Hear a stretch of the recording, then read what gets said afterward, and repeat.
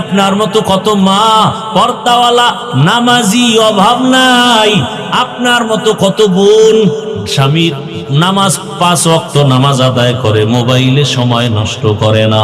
ও আমার কলিজার যুবক বাবারা, তোমরাও এখন আমি বলি স্কুলে পড়ো, কলেজে পড়ো, কিন্তু নামাজটা আদায় করো।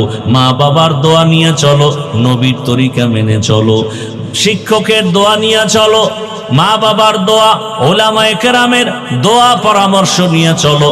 এরে নবীর আশিক, দেখবা তোমার জীবনটা সুন্দর হবে। আজকে সারা দুনিয়ার মানুষ ডাক্তার জাকির নায়েকরে চিনেনি, অথচ সে হোমিওপ্যাথিক ডাক্তার।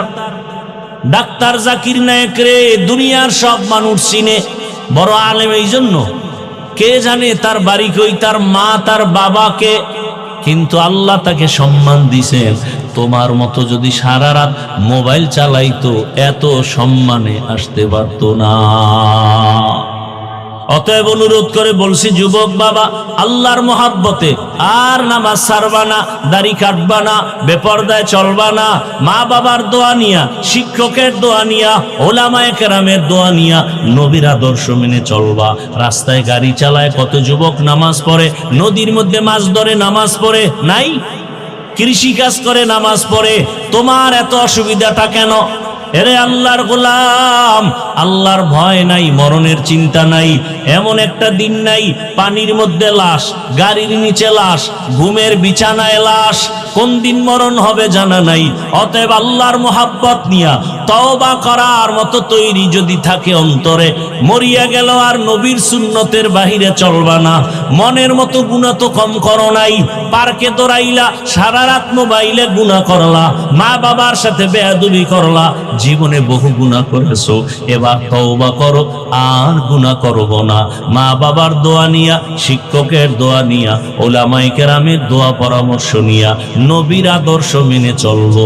তওবা করার মতো যদি কারো নিয়ত হয়, মুনাফিকি না থাকে, খাঁটি তওবার নিয়তে দুটো হাত আমার আল্লাহকে দেখায় দাও। আয় আল্লাহ, হাতগুলো কবুল করে নেন, তওবা কবুল করে নেন।